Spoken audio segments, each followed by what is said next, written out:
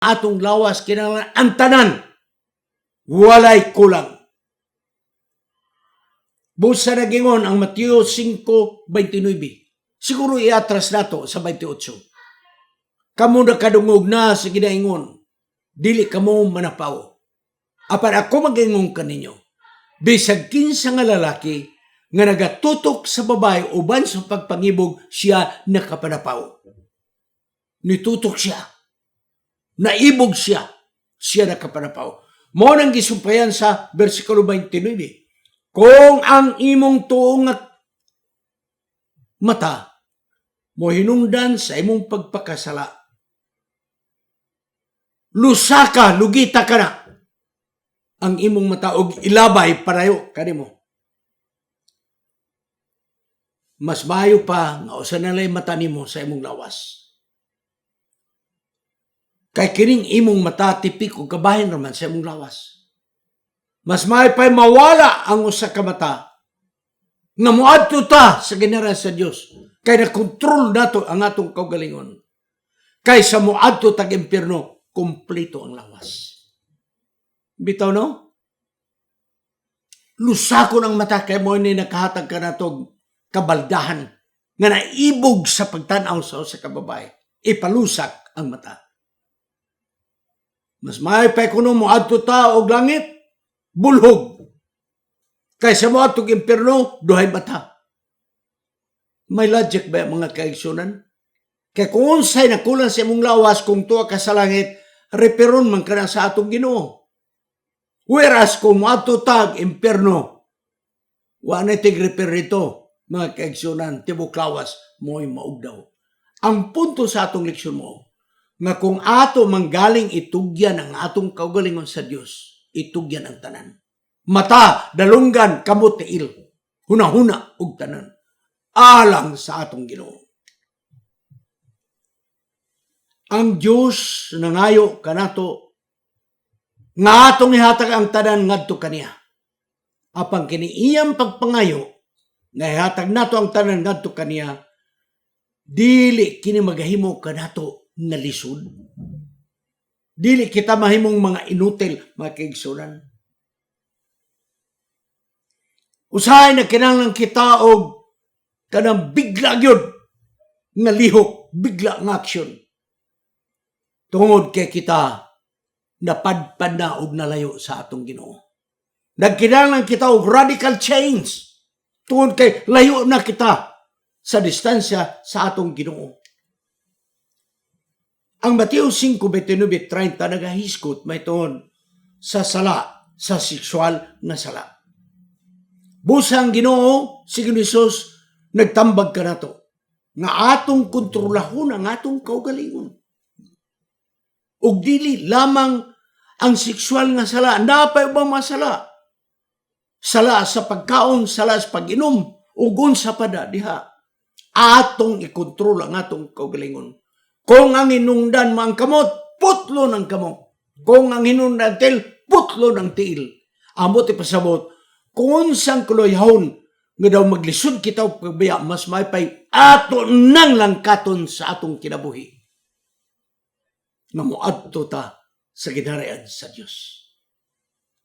Atong tumanon kini nga prinsipyo nga gihatag sa atong Ginoo aron kita magatubo diha kang Jesus. Ang paghatag sa tanan. Dili lang kay media-media, ha? Ang pagpangayo sa Dios nga atong ihatag ang tanan ngadto kaniya, dili ni magpasakit kanato. Ha? Wala niya kontrolaha ang atong hunahuna. Wala. Pwede ba yun nga itangtangon ang mga dautan nga niya kanato? Apang kikinanglan una sa tanan. Atong i-recognize unsa ang angay nga usbon sa atong kinabuhi. Pwede ba ya lang kakaton sa Dios kining dautan natong mga hunahunag, mga binuhatan?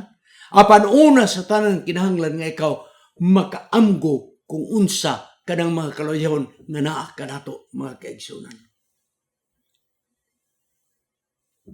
Busa, tingali ang Diyos, musulti ka nato sa pagbuhat nga kanang di taganahan mo buhat.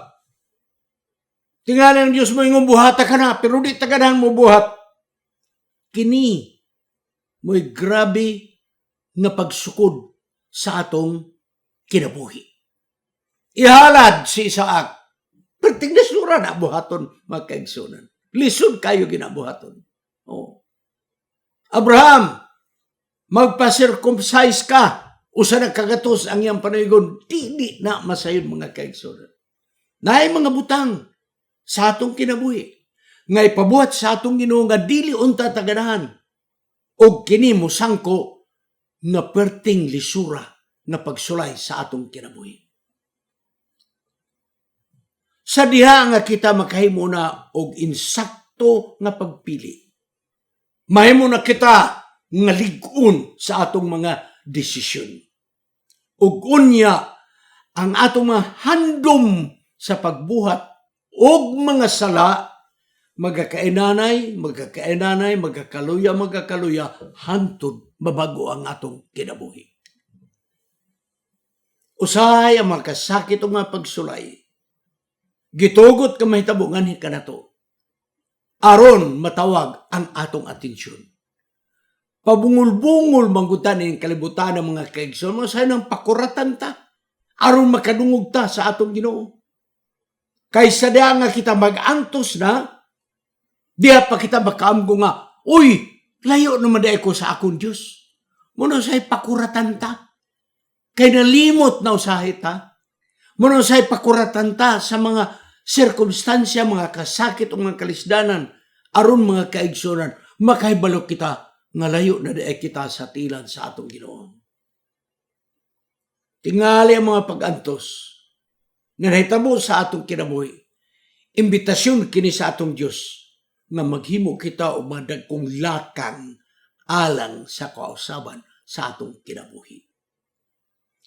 Tingali ang mga kasakit, makatabang kini kanato, nga makaamgo kita, makabaton kita og desisyon sa pagbalik ngadto sa plano sa Dios alang kanato.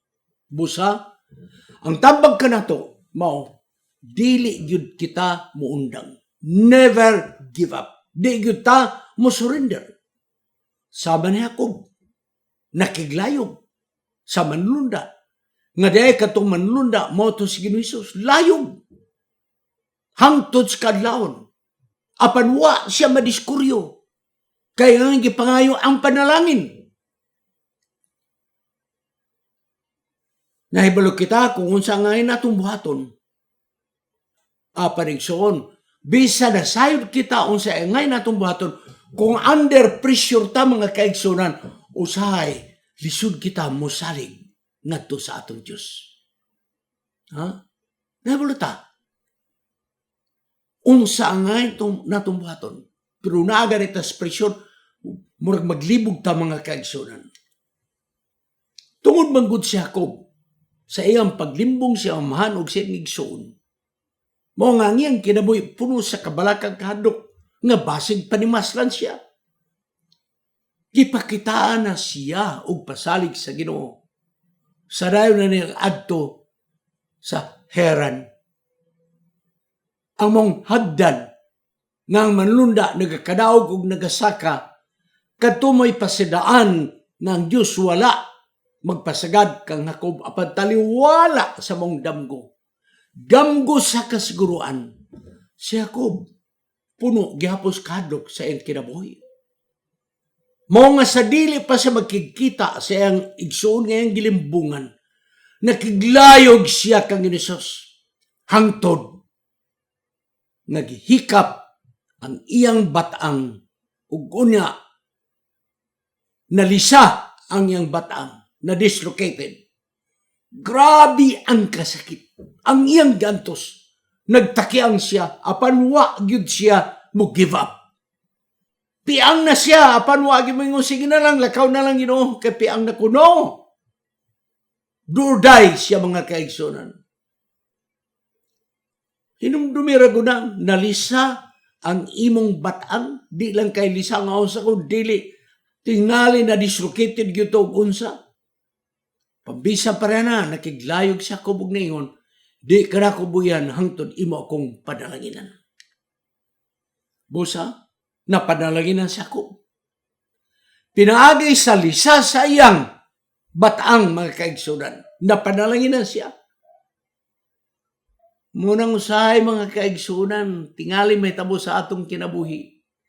Ngang atong mga bataang muagi kinig mga lisa, mga dislocated ang atong mga bataang aron lamang nga kita makaamgo unsa ang dako nga kadautan nga atong nabuhat.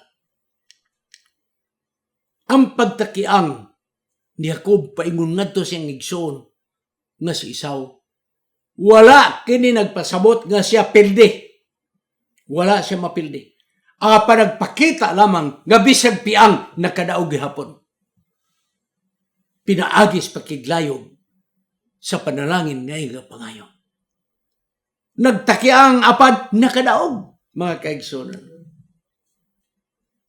Busa ang atong paggunit kag Hesus kung naay mo abot nga mga kalisdanan, mga kasakit, mga dislocation sa atong mga batang.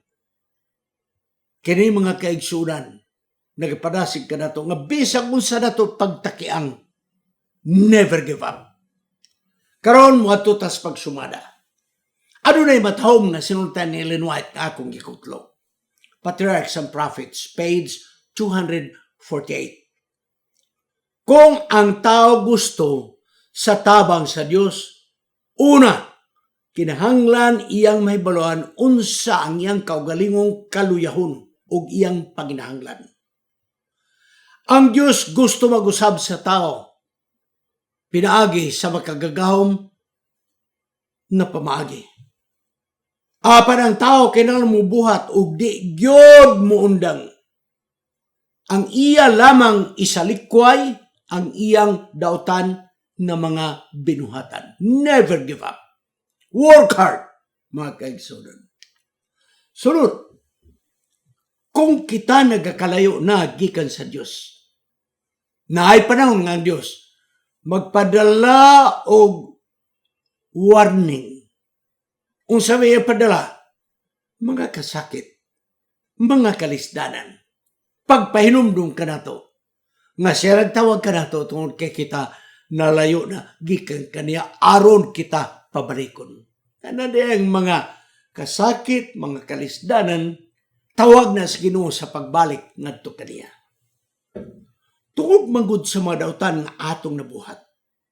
Ug nabatasan na kita sa pagbuhat sa mga dautan. Tungod kay kita narayo nagikan sa Dios.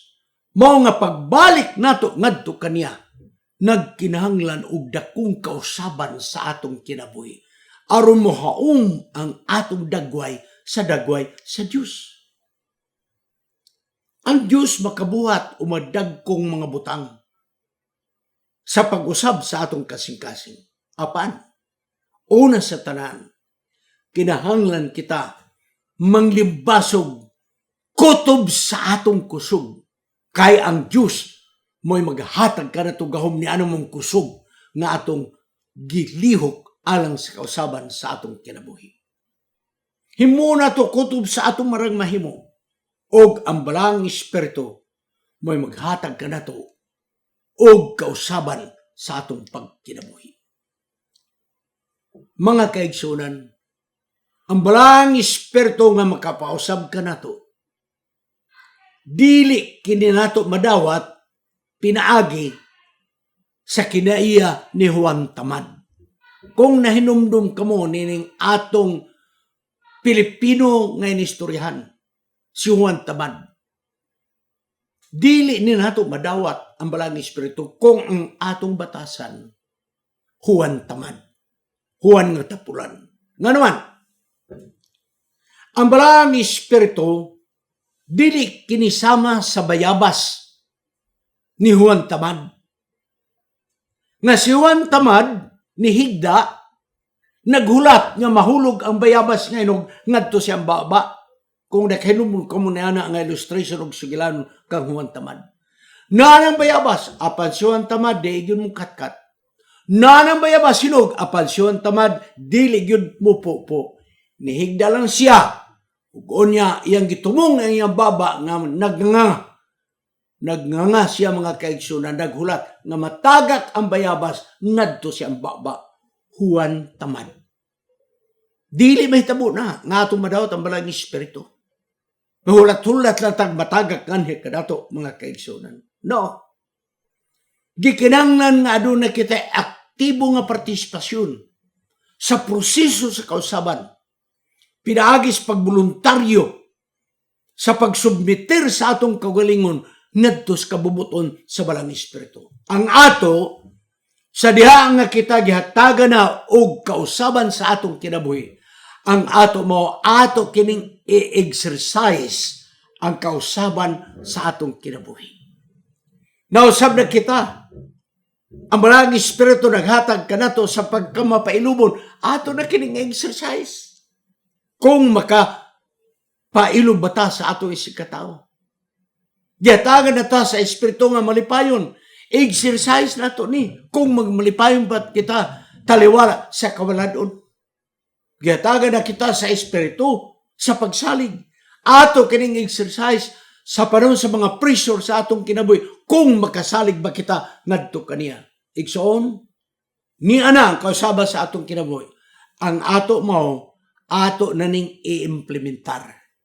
Ato na kining i-execute sa pagsubay, sa estandarte sa atong Ginoo. Ug unya, sa dihangang kausaban, ato nang exercise, ato nang mamatikdan, nga di nagyud kaganahan ug nagdumot nagyud ka sa pagbuhat ug dautan. Bagaan po kita alas pagtapos. Dalay gun ikaw, Diyos, nga imong gipangayo kanamo ang among katapusang kusog. Kaya balang espiritu, magagamit na ang kusog na among gipakita, kusog sa paglimbasog, sa kausaban sa among kinabuhi. O ang balang espiritu, mo'y mo palambo niya ng mong kusog. O ang balang espiritu, mo'y maghatag kanamo o kadaugan.